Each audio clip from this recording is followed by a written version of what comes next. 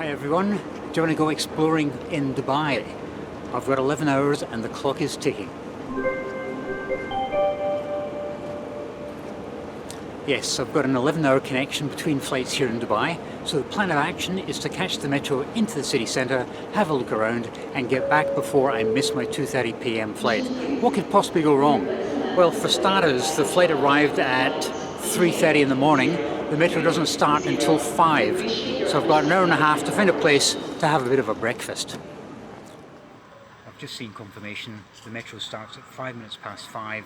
I have 1 hour and 20 minutes to kill.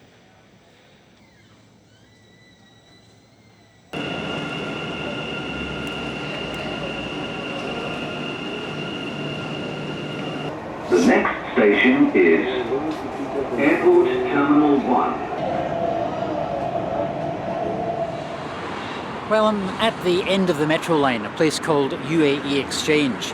As soon as you come out of the air conditioning, it's like, you know when you bake cakes or bread or something and you open the oven, that initial woof of hot air, that's what it's like here. It's pretty warm and it keeps steaming up my camera. This line actually passes through some very unattractive parts of Dubai, parts that you don't see on the travel brochures, the travel documentaries on TV. What I'm going to be doing is heading back to the airport now, but stopping along the way, getting gradually closer to the airport, because I don't want to miss that last flight. Otherwise I am totally snookered. Okay, we will now catch the train back and I'll show you some of these really ugly parts of Dubai.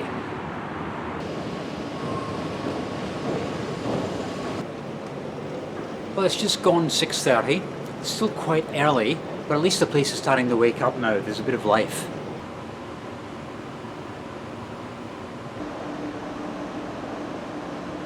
The trains are absolutely spotless.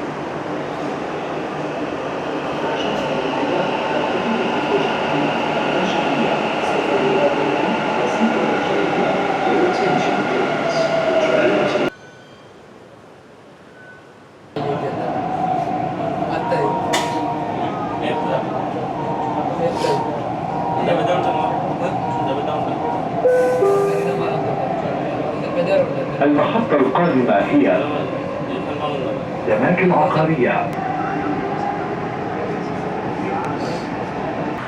I just got off the metro at a station called First Abu Dhabi Bank, and I was wondering how much they had to pay the city constructors to name the station after them. There must have been some serious money involved. I've noticed something on the metro, that they have segregated women and children cars.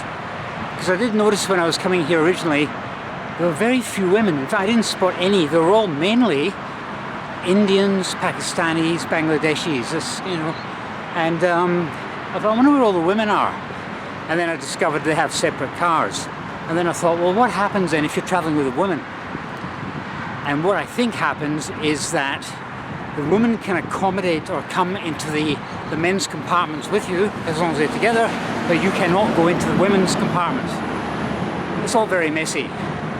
Right, I have got something quite interesting to look at around here. In my previous life as a retail travel agent, we used to do something called dynamic packaging. And that was, you get a really good airfare, you add it to a really good deal with accommodation, like 4 nights for the price of 3, stick it together, advertise it in the papers, and wait for the phones to ring. Excuse me, I've got hiccups. And that's how it used to work, dynamic packaging. And one of the big sellers from Glasgow was Dubai. And you used to get some really good prices. Now we had to tell them, yeah, you want to go July and August? Of course you do. But do you know how hot it's going to be? And it was so hot, people couldn't lie outside by the swimming pools because it would just get burnt to death. And it's August now, it's the second week in August. And I thought Ho Chi Minh City was warm. Wow, this is seriously hot. And there's hardly a breath of air as well. Fortunately, I haven't got too far to go. Then I have to get back to the station. Whew. Wow. The Burj Al Arab, which I think is the world's only 6-star hotel resort. It's so exclusive, they've got a security guard there to stop riffraff like me trying to get in. This just shows you the lengths that I go to for quality YouTube content. If you haven't subscribed already, guys, at least give me a break and subscribe now. Right, I have to get back to the station before I totally expire.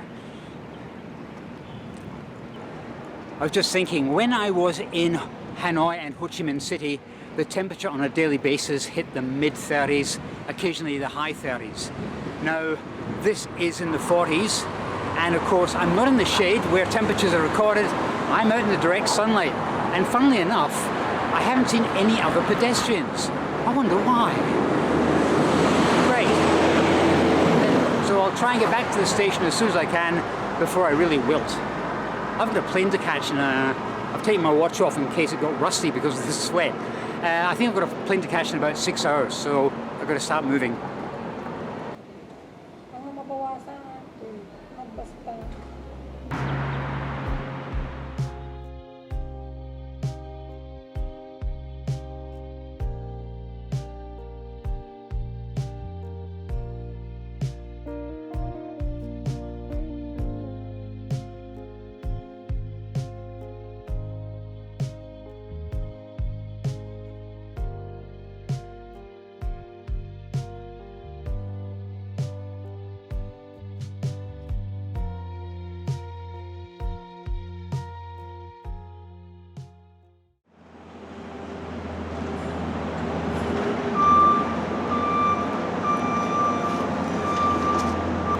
Sorry, but that's all you're going to get of the world's tallest building. Prices start from around about $40, and that's one of the lower levels. Today, I'm not even going to try and walk in that sun again. That has absolutely floored me. Right, I have to go and find a shop because I'm about to drink a gallon of water.